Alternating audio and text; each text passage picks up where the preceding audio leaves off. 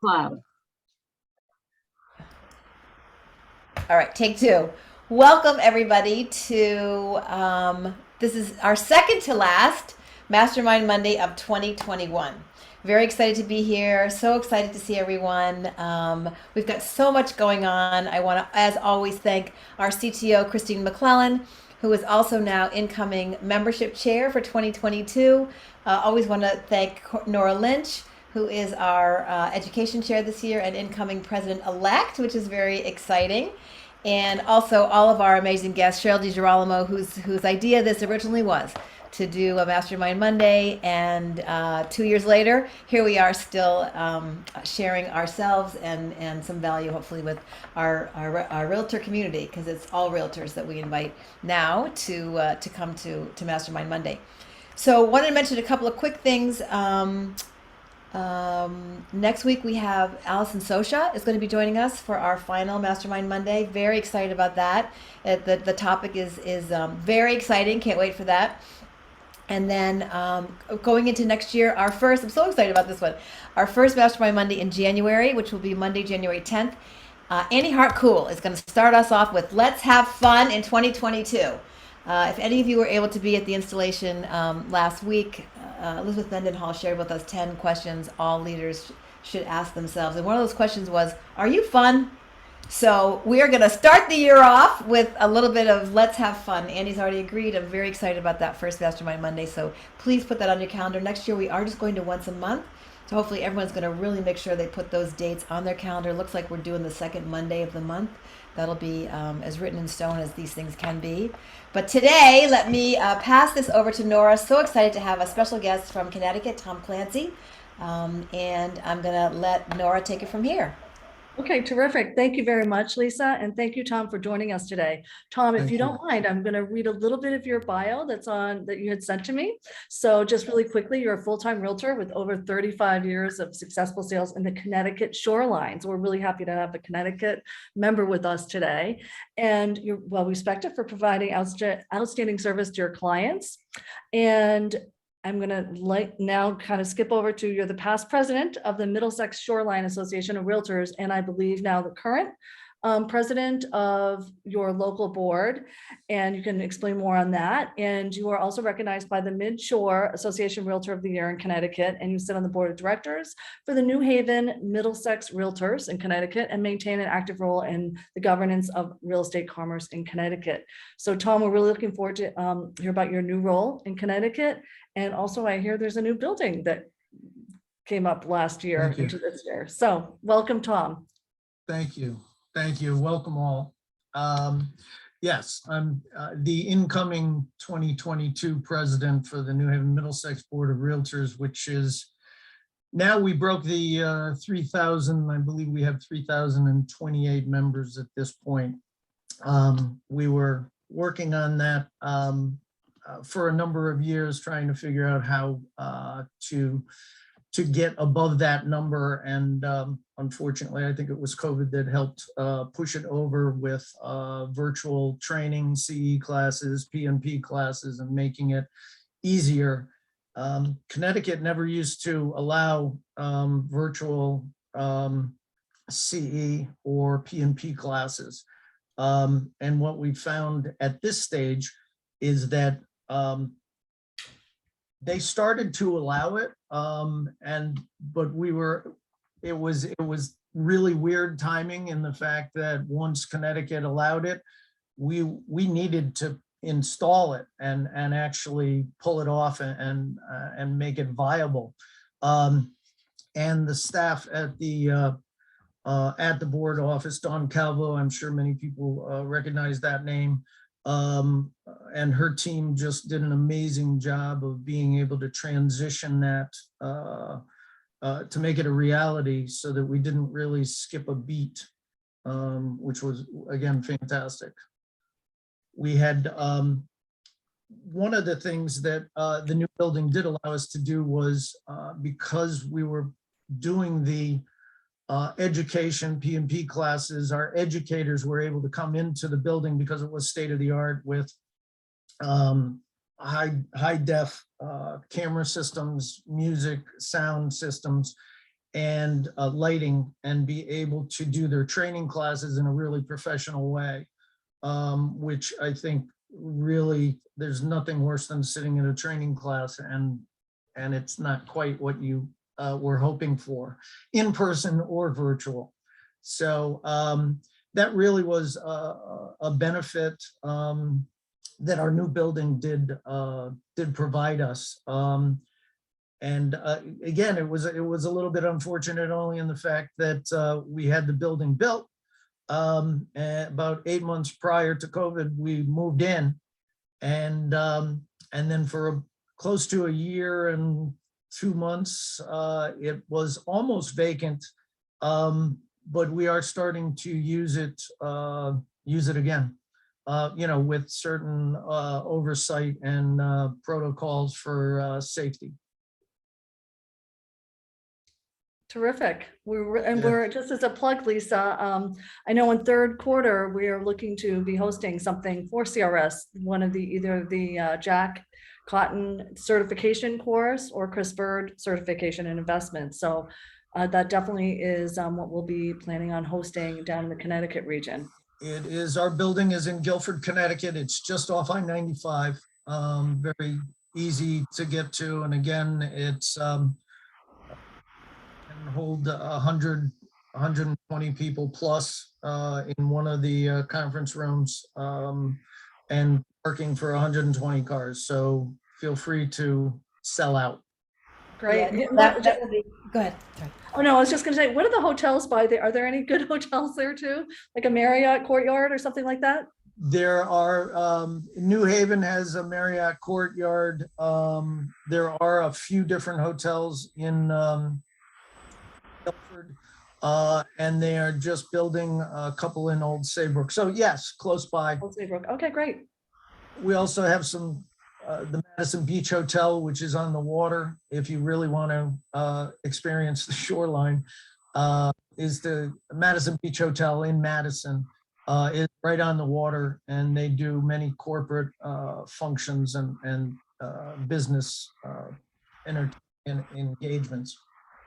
And finally, is it on the Amtrak line? I know I'll probably be, I took Amtrak to New York City a couple of years ago. I loved it.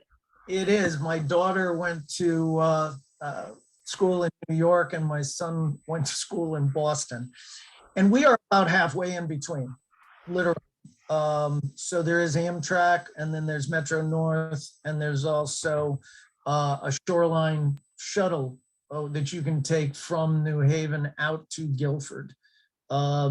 And if you stay in a hotel, you can pick up the train in Guilford to go to New Haven. You don't have to drive to New Haven or get a Uber or what have you. It's very convenient. And then you can go to Boston, depending on where you're coming from, and go direct out of Old Saybrook. Terrific. All right, that's good to note for Yeah. third quarter. That's great, or before. Yeah. So, all right, I understand. Did you want to share a PowerPoint presentation? No. Oh, okay, great. So you were going to be talking about. I don't know. No, my presentation was strictly verbal. Okay, great. Terrific. So take it away. More of a talker. Again, we've all experienced, what's gone on with COVID and the challenges, but also some of the benefits that it has brought to the real estate market in general. In Connecticut, we were one of the only states that had negative appreciation over the last 11 years. We were flatlining. There was no reason. One of the biggest things was in 2020, more than 16,500 new residents moved into Connecticut. That was in 2020. In 2019, we lost 7,520. So talk about the difference a year makes. And that was largely because, well, we lost a few good sized companies to Massachusetts, Boston area. GE to be one of them, Pfizer, I can go on. And that really really hurt, but it also had a major impact on the amount of people or the amount of workers that were, contemplating moving to Connecticut. So that was one that was a shocker, certainly, with the COVID situation and what has transpired, and lack of inventory, prices just going up. And I think what happened was Connecticut, because we had not seen appreciation, we were now more affordable than a number of other areas or other venues that people could choose to move to. So that was really somewhat of a benefit to Connecticut. But yeah, it's been a very interesting ride, I guess I would say. And then we also were asking, and Lisa, I think you might have some great questions too, about basically your path for leadership. So somebody that wants to maybe take on a leadership in your organization and your local board, and how that's been for you over your 35 years of your career. When I graduated from Jacksonville University in 1982, and I was asked to pledge a number of fraternities, and I never did. I was a GDI, goddamn independent, so they say. And when I got into real estate, that carried over for my first 3 years into real estate. And I was, as we've always heard, the best way to get to ask somebody is to tap them on the shoulder and ask them if they would come in and volunteer or step up. And I had an elder realtor look at me and told me that I should get involved. And this is back in 1980. I started in 83, so it was probably 1988. And said, you should really step into some type of leadership role. And I got on a committee, and then it really snowballed from there. I think I'm a little bit of a glutton for knowledge. I like knowing more than the next person, and I like to know it sooner rather than later. So that's always been kind of a driving force, besides just the great people in the business. I mean, there's so many talented people out there. They're all independent contractors. They all work and think for themselves. And to be able to come together on a committee or a group or a rat team and see something through and get it done in a timely fashion has always been something I've been passionate about for years. And how long have you been involved in CRS? CRS, again, RC? it was, I believe my first CRS course was shortly after, probably 1989. Oh, wow. I became involved. Again, I believe is Walt Frey. I'm sorry, it was a while ago, but he was my first teacher, and it just stood out head and shoulders above any other training I had had at that point. I had been through, again, I was a glutton for knowledge. I had done everything, Sweat Hogs, Tom Hopkins, way back, Tony Robbins, you name it. I have done it, but the CRS teachers they just seem to be a cut above, not to slight the others, but again, there's just something different about CRS instructors. I find them engaging, but and just they bring more value to the table that I've seen through the years. That's terrific.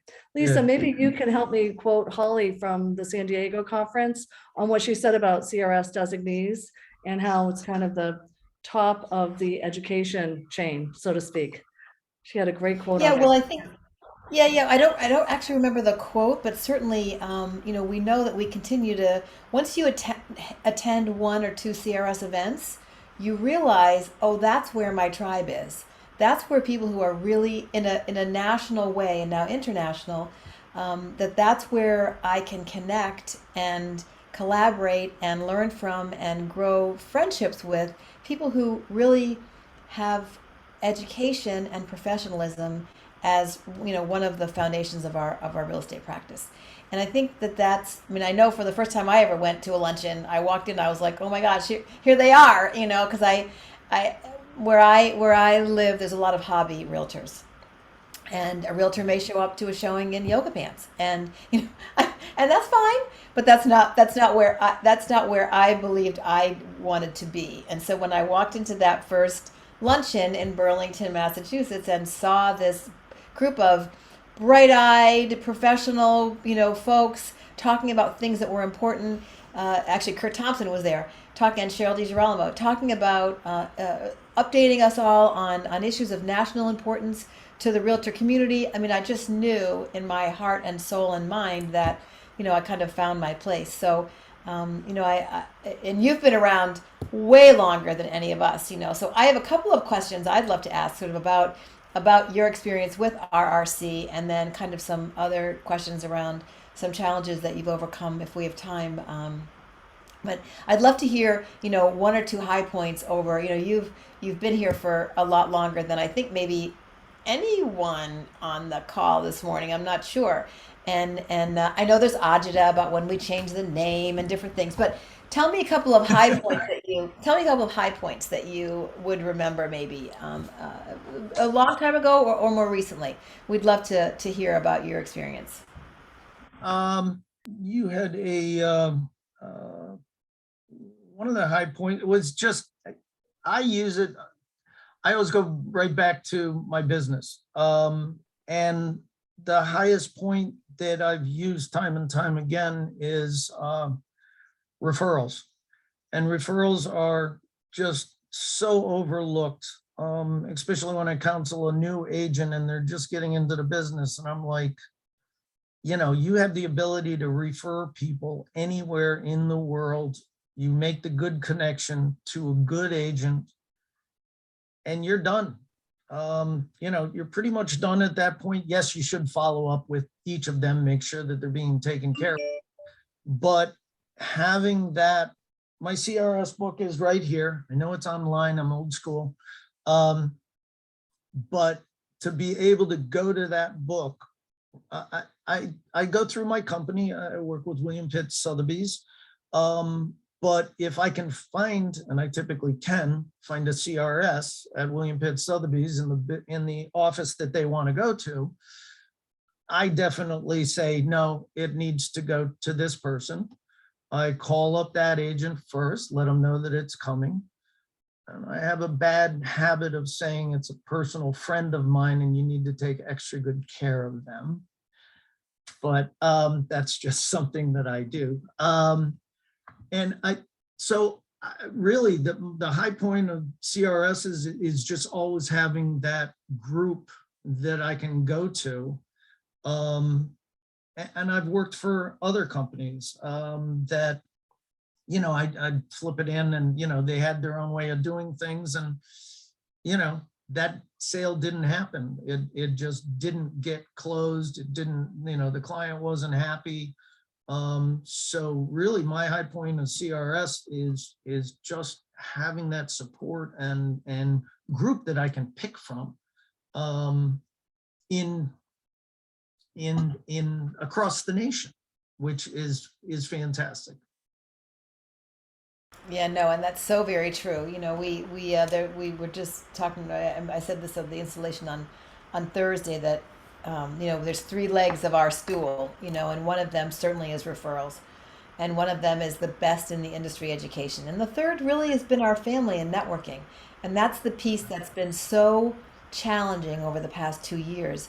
So many of us are kind of, what I shared on Thursday was, we're kind of still living off the fumes of our friendships from 2019. Not that we haven't been together, you know, here we've been together almost weekly on Mastermind Monday, but really sitting and laughing and eating a sandwich and having a drink and, you know, all that stuff that comes with the live events, which so many of us lived on. You know, we're, even if we're introverts, we love to be with other realtors and talk about real estate because nobody else wants to hear us after a week. But we'll talk about real estate forever, you know. So it's really fun to have that community, you know. So I guess I would ask you, in the past couple of years, you know, it's, you know, it sounds like you created the plan to purchase the building, and then outfitted it, and then we had the pandemic. So, you know, what do you see as some challenges and some solutions to those challenges in terms of getting people back together in person, which we talked a little bit about before we started the meeting today. Get vaccinated, Yeah, okay. please. Yeah. Um, but yeah, the building was something that was, you know, a 5-year project. I mean, it was major construction. We just got the sign up, the big R. And that was, you know, again, you're dealing with zoning. So as we all know, every realtor should move every 5 years so they remember what it's like. Um, it was interesting. You know, we did put together a building committee, and we had builders on it and commercial guys, and, you know, really went about it as a project. And it did come off, and it came off perfectly. Again, it's state of the art. We've got it houses our corporate offices. It's got the 2 large conference rooms. And it was designed so that we could rent out the spaces too. We have a rabbi who is taking it every week. You know, I think he actually wants to buy the building, but we're not there. And and it was designed that way so that people could come in the rear parking lot, not have to come through the front of the building, have access to their room without interrupting the flow of our corporate offices.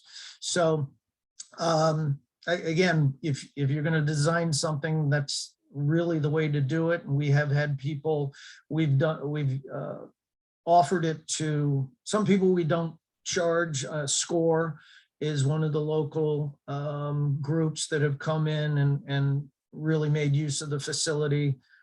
Certainly all our P&P classes, but we do power lunches. And we did our trade show, which we used to hold at the Oakdale Theater. And it was, you know, a huge event with, I believe we had over 125 vendors, all with booths. And, you know, I mean, it was a day affair. As we've gone through COVID, again, we all have to pivot a little bit. And we did our trade show in our parking lot. We had put up large tents. We tried to do time frames to limit the amount of people so that they would be staggered. We also did a shredding event in our parking lot. Again, just we really felt that as realtors, we wanted to set the example and not have this big hoopla at the Oakdale when we're supposed to be, as Connecticut put it, stay safe and stay home. That was the governor's motto when COVID hit. And we lobbied hard with the state and his office to make sure that we were deemed, because so many of them were not essential businesses and they just closed their doors, like restaurants and bars and the rest of the social atmosphere. That the CT Realtors had really built a strong relationship with the governor's office, who interestingly enough, CTR did not support his, did not endorse him for the election. But we did have many meetings with him, and he understood we needed to remain essential for everyone's sake and for the money and the people that were in the pipeline when COVID did hit, that waiting on, purchasing their house and had the contractors lined up and all those ancillary services that go along with every time we sell a house. So, Correct. Yeah. Yeah. Yeah.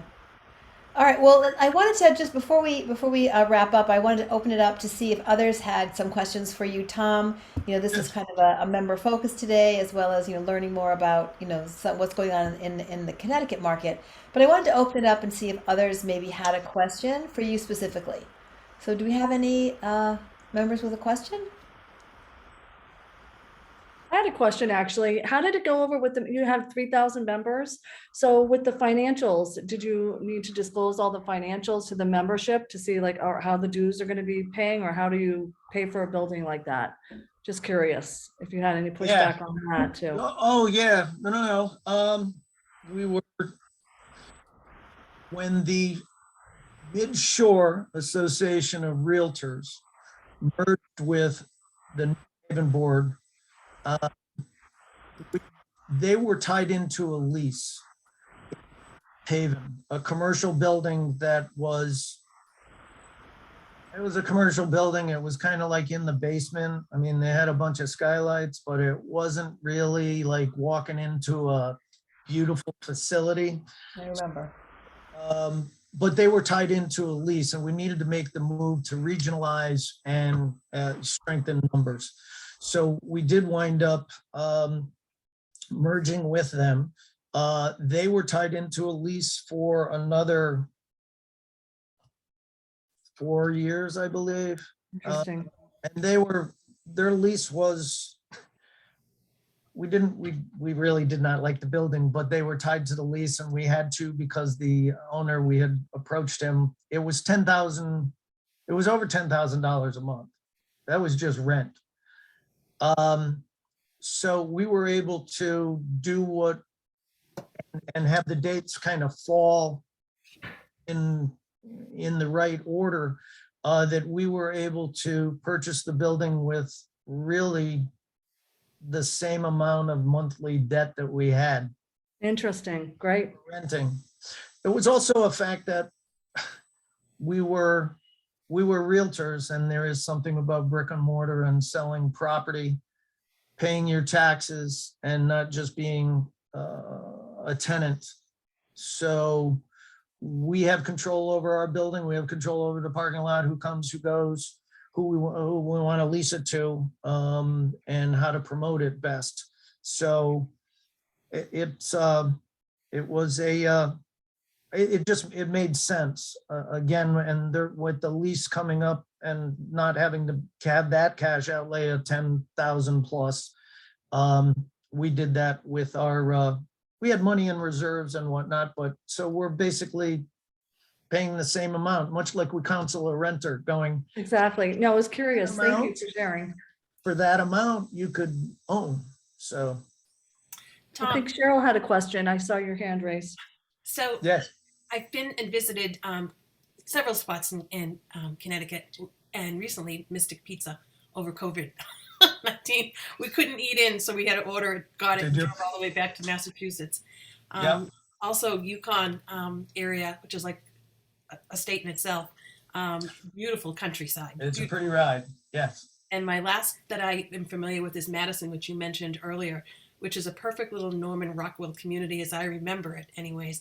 Is there any other pearls that you could share with us before we wrap up? It looks like we're getting late, but tell us why you love Connecticut. I am a little bit biased. I was born in Detroit, Michigan, but my father moved a family of 5 here in 1964. So I was 6 years old. And we moved to Madison. Oh, love Madison has been my hometown